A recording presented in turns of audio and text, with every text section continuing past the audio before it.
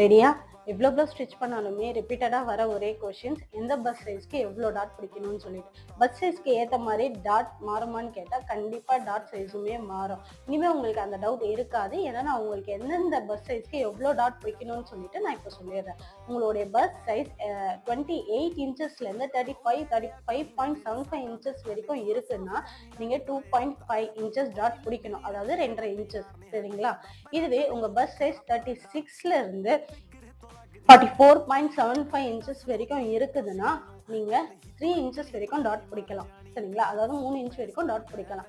இதுவே உங்க bus size 45 இன்ச்சஸ்ல இருந்து எக்ஸ்ட்ரா எவ்வளோ இருந்தாலுமே நீங்க 3.50 அதாவது 3.5 இன்ச் வரைக்கும் டாட் பிடிக்கலாம்.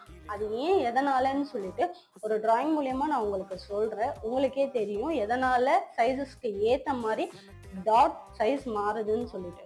சரிங்களா? வாங்க பார்க்கலாம்.